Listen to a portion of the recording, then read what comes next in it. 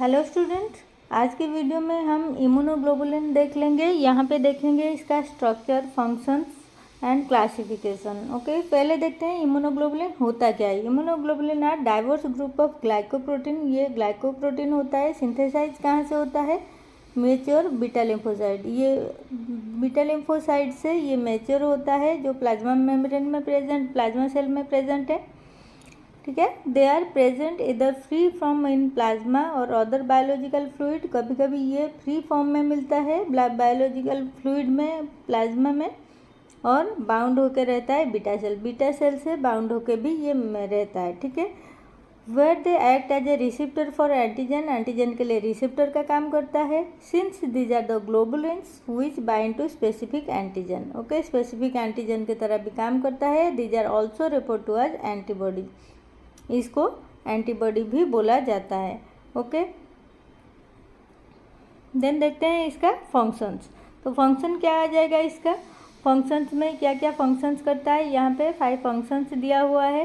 Targeting and binding. Immunoglobulin specially recognise and bind to antigen.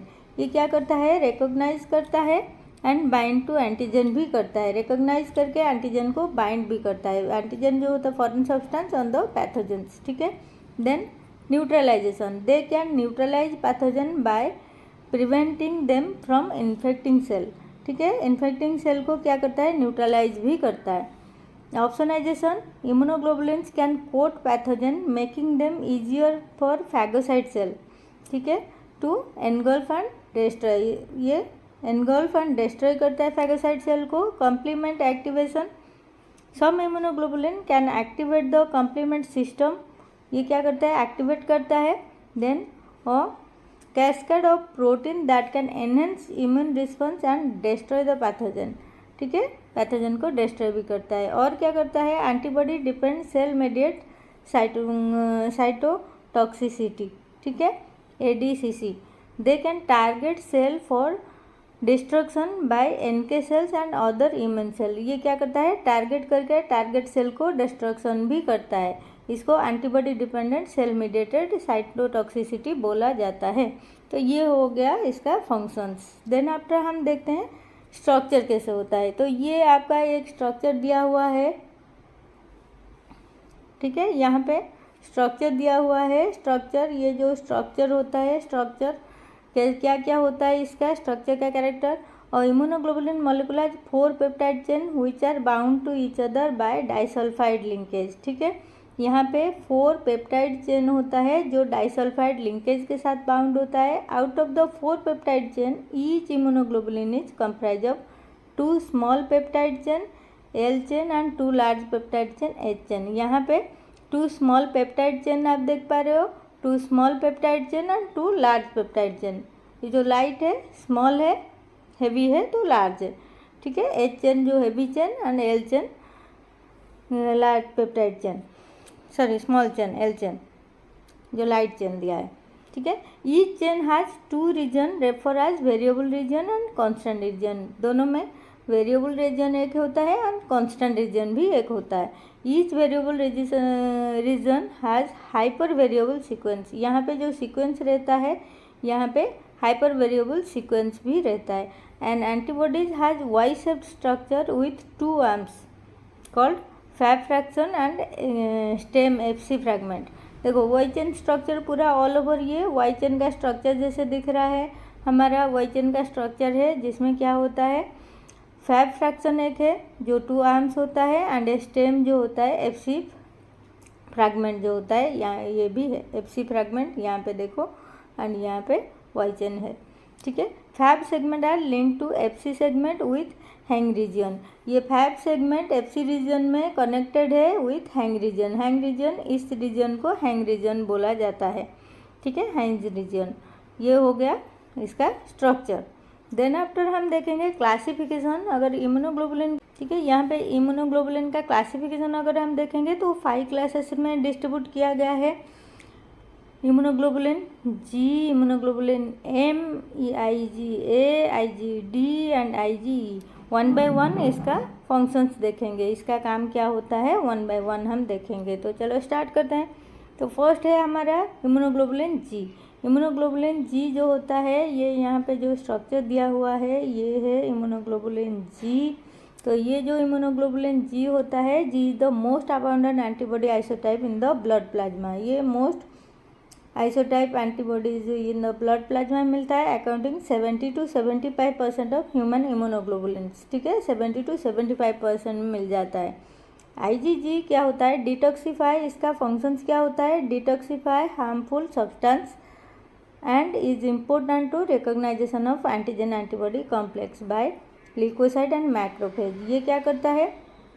Detoxify करता है harmful substance है, then recognization of antigen antibody complex को recognize करके leukocyte of macro and macrophage के functions को enhance करता है। Immunoglobulin G is transport to the fetus through the placenta and protect the infant. ठीक है, ये भी इसका और एक मेन फंक्शन है। ये क्या होता है? Transport to the fetus, fetus में ट्रांसफर होता है प्लासेंटा के through, then protect the infant until the own immune system is functional. जब तक बेबी का ओन इम्यून सिस्टम फंक्शन नहीं हुआ है तब तक ये क्या करता है? प्लासेंटा के थ्रू बेबी फोटस तक जाके उसको इम्यूनिटी देता है। ये होता है आईजीजी का फंक्शंस। ओके, इम्यूनोग्लोबुलिन जी का फंक्शंस। देन आफ्टर देखते हैं हम इम्यूनोग्लोबुलिन एम। तो एम का फंक्शन क्या होता है? Immunoglobulin M usually circulate in the blood accounting for about 10% of the human immunoglobulin. Total immunoglobulin का 10% इम्यूनोग्लोबुलिन एम फाइंड होता है। It has pentameric structure in which 5 basic Y shaped molecules are link together.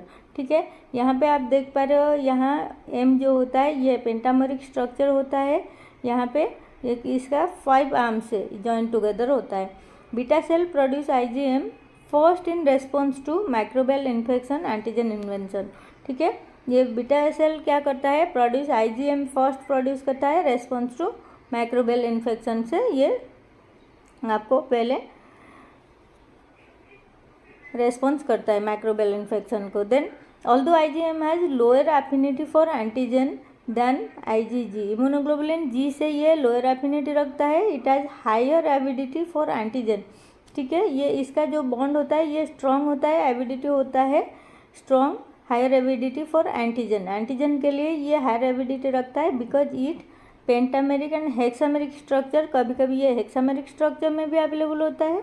Then IgM by binding to the cell surface receptor also activate cell signal pathway. ये cell signal pathway को भी activate करता है। Okay, तो ये था IgM का immunoglobulin M का फंक्शंस। देन आफ्टर हम देखते हैं इम्यूनोग्लोबुलिन ए। तो इम्यूनोग्लोबुलिन ए का क्या फंक्शंस होता है? इम्यूनोग्लोबुलिन ए का यहाँ पे is abundant in serum, nasal mucus, saliva, breast milk and intestinal fluid. ये सब जगह में, नासल म्यूकोसा में, सेरम में, सलाइवा में, ब्रेस्ट मिल्क में एंड इंटेस्टिनल फ्लूइड में अवेलेबल होता है। Accounting for 10 to 15% of the human immunoglobulin. ये 10 to 15% रहता है। ठीक है, इम्यूनोग्लोबुलिन ए फ्रॉम डाइमर। ठीक है, डाइमर इम्यूनोग्लोबुलिन ए ये जैसे डाइमर फॉर्म में रहता है। ठीक है, टू मोनोमर जॉइन टुगेदर, एक मोनोमर, 2 मोनोमर जॉइन होकर डाइमर बन के रहता है। Immunoglobulin A in breast milk protect the gastrointestinal tract to neonates from pathogen. ठीक है, गैस्ट्रोइंटेस्टिनल ट्रैक्ट ऑफ नियोनेट्स का पैथोजन से नियोनेट्स को बचाता है, बच्चों को बचाता है, न्यूबॉर्न को। देन आफ्टर इम्यूनोग्लोबुलिन ई देखते हैं। Immunoglobulin E is present in minute amount accounting for no more than 0.001% of human immunoglobulin. ये 0.001% अवेलेबल होता है। It original role to protect against parasite. इसका मेन रोल है पैरासाइट से protect देता है।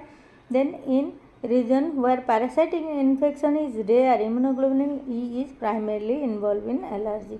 ठीक है, अगर पैरासाइटिक इन्फेक्शन रेयर होता है तो वहाँ पे ये क्या करता है? Allergy involve in allergy, allergy condition में जाके इन्वॉल्व होता है, एलर्जी को प्रोटेक्ट करता है। Then after IgD.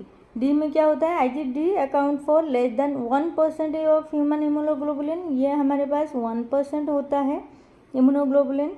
आईजीडी में भी involve in the induction of antibody production in beta cell, ये क्या करता है, एंटीबॉडी प्रोडक्शन में, बीटा सेल में एंटीबॉडी प्रोडक्शन में इन्वॉल्व होता है, but it exact function remain unknown. और भी इसका में भी फंक्शन हो सकता है बट अभी तक ये अननोन है। ठीक है, तो ये था टोटल आपका इम्यूनोग्लोबुलिन। ठीक है,